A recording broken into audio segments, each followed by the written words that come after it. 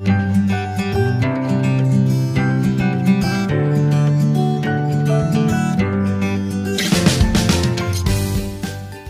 Friends, आप सभी का स्वागत है आपके अपने चैनल लर्नर्स कैंटीन में। और आज आपका डोज है, आज आपका नाश्ता है इंटीजर का पार्ट 4। जी हाँ, इंटीजर के कंसेक्यूटिव वीडियोस हम बनाते जा रहे हैं और ये उसी सीरीज में 4th वीडियो है।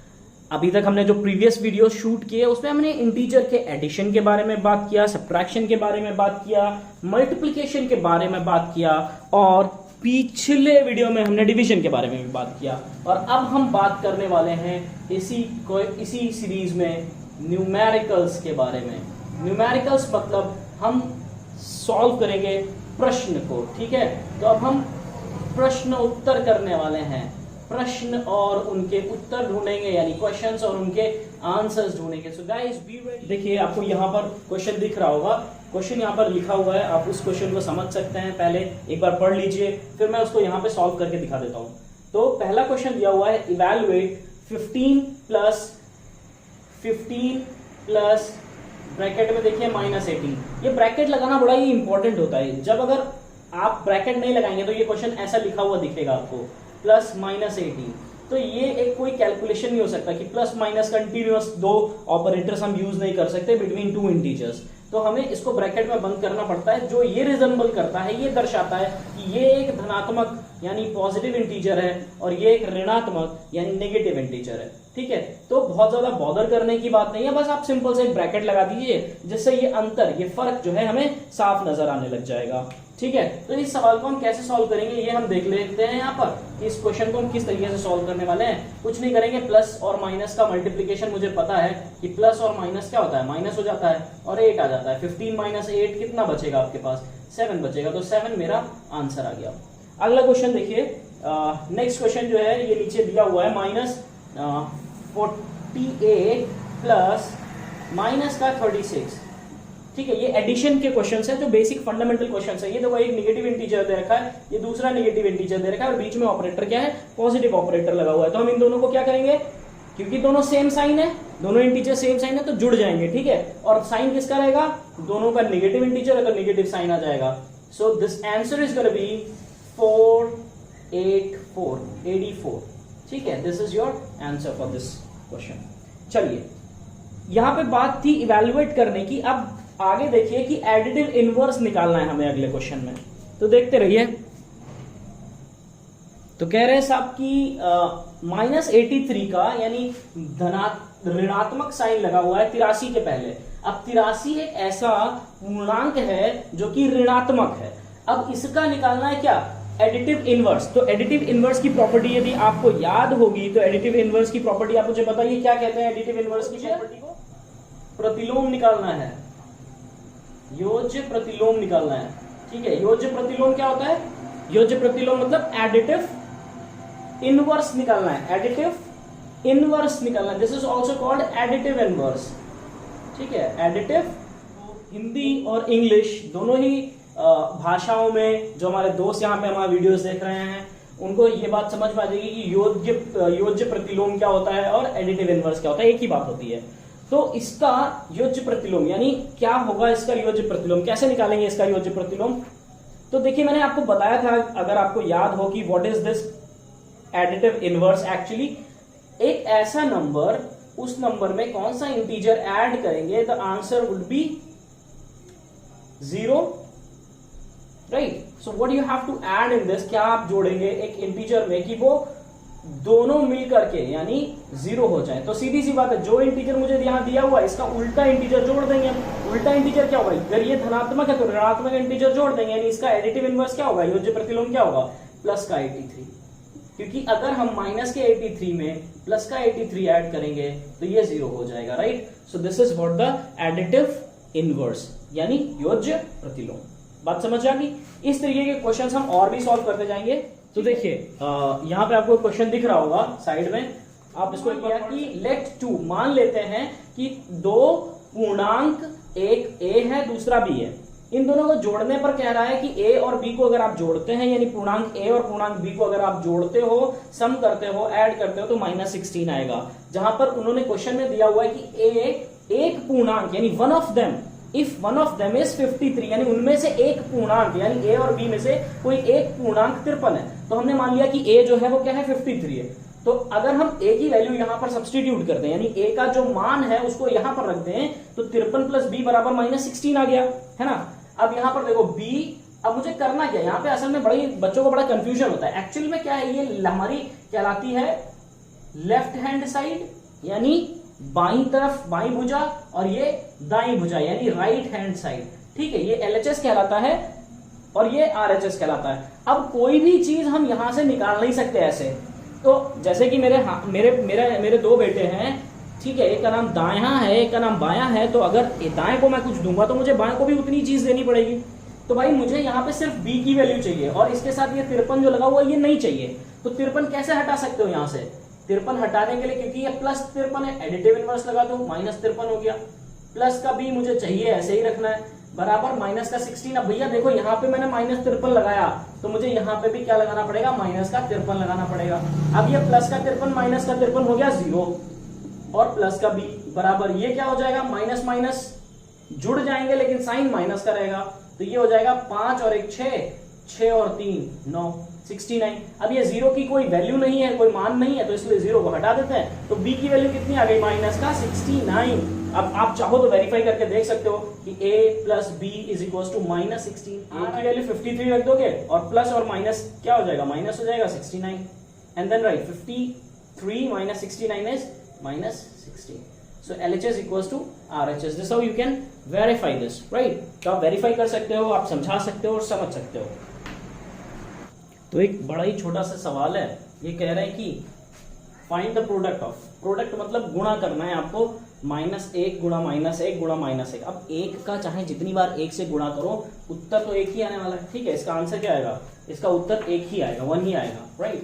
सो I will be getting the 1। अब आप कहोगे कि सर प्लस में आएगा कि माइनस में आएगा। अब यहाँ पे देखो, अगर ये इवन है, कल मैंने यही चीज समझाई थी इस वीडियो में, अगर आपको अभी भी कोई भी कंफ्यूजन है तो आप कल का वीडियो एक बार देख सकते हो, ठीक है, पार्ट 3। वहां पे मैंने बताया था कि अगर ये इवन होता है तो यहाँ पे प्लस का साइन लगता है, और अगर ये ऑड होता है, देखिए इस वाले वेरी नेक्स्ट क्वेश्चन में यू फाइंड दिस 171 एक ऑड नंबर है, ठीक है। आपने ऑड और इवन पढ़ रखा होगा, right. So odd and even, in case of that, if it is means like if it is odd number, so we'll be getting what, negative number, right? So this is going to be the answer of this question. What will be the sign of the product if we multiply 90 negative integers and 9 positive integers? इसका मतलब यह है कि अगर आप गुणा करते हैं 90 ऋणात्मक पूर्णांकों का और 9 धनात्मक पूर्णांकों का, तो आपके पास जो उत्तर आएगा वो एक ऋणात्मक पूर्णांक होगा या धनात्मक पूर्णांक होगा। इस बात को आपको फिगर आउट करना है, पता करना है। तो सिंपल सी बात है, मेरे पास एक इंटीजर है निगेटिव, सिंपल सी बात है, मेरे पास एक इंटीजर है निगेटिव। मैंने इसी इंटीजर को ले लिया और मैंने इनको लिखते लिखते 90 बार तक लिखा, ठीक है, 90 टाइम्स। फिर मैंने क्या किया, मैंने गुणा किया, मेरे पास एक दूसरा इंटीजर है b जो कि एक धनात्मक संख्या है, और इसको मैंने धनात्मक संख्या है जिसको मैंने 9 बार लिखा, 9 टाइम्स। अब मुझे ये बताओ कि जब आप पॉजिटिव नंबर्स को मल्टीप्लाई करते हैं तो चाहे इवन नंबर हो, सम संख्या हो या विषम संख्या हो, सम मतलब इवन, विषम मतलब ऑड, तो ये जो 9 है ये एक विषम संख्या है, ठीक है, और ये जो 90 है ये एक सम संख्या है। मेरा सारा का सारा खेल यहां पर डिपेंड करता है कि ये निगेटिव के साथ क्या होगा, क्योंकि पॉजिटिव चाहे इवन हो चाहे ऑड हो, यानी चाहे विषम संख्या हो चाहे सम संख्या हो, हमेशा आपको प्लस में उत्तर मिलेगा, ठीक है, हमेशा प्लस में उत्तर मिलेगा। यानी हमें जो उत्तर आएगा इसका b into 9 times two b to the power 9, और वो भी एक पॉजिटिव संख्या होगी, यानी पॉजिटिव इंटीजर होगा, पॉजिटिव पूर्णांक होगा। अब एक ही बात कर ले 90 बार, तो भैया 90 जो है, 90 जो है वो क्या है, एक सम संख्या है, ठीक है, ये एक सम संख्या है। अब जब ये एक सम संख्या है यानी ये एक इवन नंबर है, तो हम क्या करेंगे, हमें पता है कि जब हम इवन नंबर निगेटिव में यानी ऋणात्मक संख्याएं, ऋणात्मक पूर्णांक अगर इवन होते हैं तो हमेशा उत्तर पॉजिटिव में आता है, ठीक है, तो हमारा उत्तर कैसा आ जाएगा, पॉजिटिव में आ जाएगा। अब हमें पता है कि पॉजिटिव और पॉजिटिव का गुणा करने पर उत्तर क्या आएगा, एक पॉजिटिव संख्या आएगी। तो जो उत्तर होगा वो एक पॉजिटिव इंटीजर ही होगा। ठीक है, इस प्रश्न का उत्तर जो होगा वो एक पॉजिटिव इंटीजर होगा जो यहाँ पे पूछा गया था। चलिए pause the video and note it down. ठीक है, तो अगला सवाल जो है वो आपकी स्क्रीन पे आपको दिखाई दे रहा होगा। सिंप्लीफाई करना है, बड़ा ही आसान सा सवाल है, लेकिन देखने में और अरे -8 × 9 +-8 × 7, अरे मैं तो डर गया, मैं तो घबरा गया। अरे भैया वेट, घबराने की और डरने की जरूरत नहीं है। देखो ये जब गुणा लगा होता है तो ये एक सिंगल टर्म कहलाती है और ये दूसरी टर्म कहलाती है। अब इन दोनों टर्म्स में देखो कॉमन क्या दिख रहा है तुम्हें, -8 यहाँ पे भी है और इस वाली टर्म में भी -8 है। बीच में प्लस या माइनस का साइन होना चाहिए, इस बात का आपको विशेष ध्यान रखना है। तो जब मैंने इसमें देखा -8, इसमें भी -8, तो मैं दोनों में से -8 को बाहर लिख लेता हूं। अब अगर मैंने बाहर इसमें से -8 बाहर निकाल लिया और इसमें से -8 बाहर निकाल लिया तो अंदर क्या बचेगा ब्रैकेट में, यहाँ का 9 बचेगा, प्लस का साइन बचेगा और यहाँ का 7 बचेगा। ठीक है, अब मैं क्या करूंगा, इसको सॉल्व कर दूंगा। तो -8 और यहाँ पे 9 और 7 कितना हो गया, 16। ठीक है, 16 हो गया। और अब 16 का पहाड़ा तो मेरे ख्याल से सबको ही आता होगा, चलो मैं ही बता देता हूँ। माइनस है और यहाँ प्लस है तो ये माइनस ही रहेगा। 16 × 128। ठीक है, तो ये उसका उत्तर हो गया। ये एक तरीका है प्रश्न को सॉल्व करने का। अगला देखो, -16 × -8, प्लस का साइन लगा हुआ, तो यानी ये एक टर्म हो गई और फिर ये एक टर्म हो गई। तो इस तरीके से आप दोनों में देखो -8 कॉमन है, फिर से -8 को बाहर निकाल लो। जब -8 बाहर निकल गया तो क्या बचेगा, यहाँ का -16 बचेगा। ठीक है, और यहाँ पे क्या बचेगा, प्लस का साइन बचेगा और ये वाला -4 बचेगा। ठीक है, और ये वाला बड़े वाले ब्रैकेट में लगा दो क्योंकि ये भी निगेटिव संख्या है और वो भी निगेटिव संख्या है। अभी आप रुक जाओ, अभी मैं आपको समझाता हूँ कि किस तरीके से दोनों निगेटिव इंटीजर सॉल्व होंगे। ये निगेटिव इंटीजर है, ये भी निगेटिव इंटीजर है, बीच में प्लस का साइन लगा हुआ, धनात्मक साइन लगा हुआ है। तो दो ऋणात्मक संख्याओं को, दो ऋणात्मक पूर्णांकों को आपको जोड़ना होगा और साइन लगेगा माइनस का। तो 16 और 4 20, साइन लगेगा माइनस का। तो ये आपके पास हो जाएगा -8 गुणे -20। अब देखो माइनस और गुणा माइनस, माइनस गुणा माइनस होता है प्लस, और 20 गुणे 8 होता है 160। तो ये आपका इसका उत्तर आ गया। ठीक है, अगर आपको समझ नहीं आ रहा है तो प्लीज कमेंट बॉक्स में मेंशन करके बताइए, ताकि हम दूसरे तरीके निकालेंगे आपको समझाने के। लेकिन समझिए जरूर, पेन कॉपी पेंसिल लेकर बैठिए और सवाल मुझसे, मैं जैसे ही आपको सवाल देता हूं वीडियो पॉज करिए, पहले आप खुद ट्राई करिए और उसके बाद सोल्यूशन देखिए। ठीक है, this way is going to enhance your skills of learning, right. वैसे तो फिर मजा ही नहीं आएगा, कुछ भी हो ही नहीं पाएगा, राइट। चलो अगला क्वेश्चन देखते हैं। आप पहले काम कर लीजिए, इस प्रश्न को जो आपकी स्क्रीन पर दिख रहा है, यानी ये जो सवाल दिख रहा है उसको आप 2-4 बार पढ़िए, वीडियो पॉज करिए और इसको पढ़िए पहले, और समझने की कोशिश करिए कि क्या दिया हुआ है क्वेश्चन में और क्या हमको निकालना है। जब इतनी बात आपको समझ में आ जाएगी कि क्या चीजें दी हुई हैं सवाल में और क्या चीजें निकालनी है, then it's going to be very easy for you to solve this. और क्या निकालना है ये बात आपको बहुत अच्छी तरीके से समझ में आ जानी चाहिए। आप इसको पॉज करिए और प्लीज रीड करिए इसको 1 बार 2 बार 4 बार, जितनी बार में समझ में आए उतनी बार रीड करिए। आपको सोल्यूशन बता दूंगा but that is not going to be helpful. ठीक है, तो वो आपको बहुत ज्यादा मदद नहीं करेगा। तो आपके लिए ये उचित है कि आप वीडियो को एक बार देखते जाइए, चाहे तो पढ़ते जाइए। चलिए मैं आपके साथ साथ पढ़ देता हूं। An elevator descends into a mini shaft at the rate of 6 meter per minute. If the descent starts from 20 meter above the ground level, how long will it take to reach -370 meter? अब यहां पे elevator क्या होता है, सीढ़ी देखिए, वो elevator यानी ऊपर चढ़ने वाली सीढ़ी, नीचे उतरने वाली ऑटोमेटिक, उस पर बस खड़े हो जाओ। पिक्चर में देखो ना, शाहरुख खान खड़ा हो जाता है ऐसे सीढ़ी के ऊपर और सीढ़ी अपने आप ऊपर चढ़ती चली जाती है, उसे एलिवेटर बोलते हैं। एक आपने लिफ्ट सुना होगा, वो डब्बे जैसा बंद होता है, वो बिल्डिंग में ऊपर चढ़ता जाता है, वो लिफ्ट होती है। दूसरा ये जो सीढ़ी वाला सीन होता है ना, इसको एलिवेटर बोलते हैं। एक एलिवेटर है that is the descent into a mini shaft, मतलब वो लगा हुआ है एक मिनी शाफ्ट से, और उसका जो मूवमेंट है, वो जो मिनी शाफ्ट से वो उतरता है, उसका रेट है 6 मीटर उतरता है प्रति मिनट, हर मिनट 6 मीटर उतरता है। If the descent starts from 20 metre above the ground, मतलब ये जो उतरना है, उतार है, जो डिसेंट है, ये अगर 20 मीटर अबव द ग्राउंड से शुरू होता है तो कितना समय लगेगा कि वो -370 मीटर पे रीच हो जाए। ठीक है, समझ आ गया क्वेश्चन। अब एक डायग्राम बना लो छोटा सा, ठीक है, और फिर सॉल्व करते हैं। ठीक है दोस्तों, तो समझ लेते हैं। यहां पे देखो मैंने क्या बनाया, एक डायग्राम बना लिया, एक छोटा सा डायग्राम, राइट। सो इस डायग्राम में क्या हो रहा है आप देखते जाते हैं। यहाँ पे ये डायग्राम को देखो, यहाँ पे मैंने ये ग्राउंड ले लिया क्योंकि ये कह रहे हैं कि ना डिसेंट स्टार्ट्स फ्रॉम 20 मीटर, यानी डिसेंट जो है वो 20 मीटर से, यानी जो उतरना है एलिवेटर का, यानी एलिवेटर ऐसे लगा हुआ है, ये एलिवेटर ऊपर से नीचे की तरफ उतर रहा है, तो ये 20 मीटर ऊपर है ग्राउंड से, वहां से उतरना शुरू करता है और ये नीचे लिफ्ट के नीचे तक जाता है, यहाँ तक जाता है कितना 370 मीटर तक। अब क्योंकि 370 मीटर ये ग्राउंड लेवल हमने, जैसे भाई ये नंबर लाइन होता है, यहाँ 0 होता है, इधर की तरफ जो नंबर्स लिखे होते हैं वो प्लस होते हैं, इधर की तरफ जो लिखे होते हैं वो माइनस होते हैं, तो ऐसे ही समझ लो कि ये 0 जो है वो ग्राउंड लेवल है। ठीक है, यानी पी पॉइंट हमने मान लिया ग्राउंड लेवल है। ऊपर की तरफ जाएंगे तो 20 और नीचे की तरफ आएंगे तो माइनस। ठीक है, तो अब देखो ए पी 20 मीटर दिया हुआ है, पी भी देखो 370 मीटर दिया हुआ है, कहां ये देखो 370 मीटर नेगेटिव, राइट, नेगेटिव दिया हुआ है। इसके बाद अब क्योंकि मुझे डिस्टेंस निकालनी है, और मैंने कल पढ़ा था अपने पुराने वीडियो में कि जो डिस्टेंस होती है वो हमेशा कैसी होती है, मॉड्यूलस होती है, यानी हमेशा पॉजिटिव होती है, distance can never be negative. तो यहाँ पे A B is equal to क्या, mod of A P plus mod of P B, यानी mod of this plus mod of this हो जाएगी टोटल डिस्टेंस ए बी। ये जोड़ दिया इसमें, पूरी जो टोटल डिस्टेंस हो गई। अब ए पी तो पॉजिटिव है तो ए पी को 20 रखा, -370, अब प्लस मॉड लगा हुआ है तो -370 प्लस 370 हो जाएगा, तो ए बी क्या हो जाएगा 20 plus 370 is equal to 390 metre. तो टोटल डिस्टेंस ए से बी तक कितनी हो गई, ए से बी तक की जो टोटल डिस्टेंस हो गई वो 390 मीटर हो गई।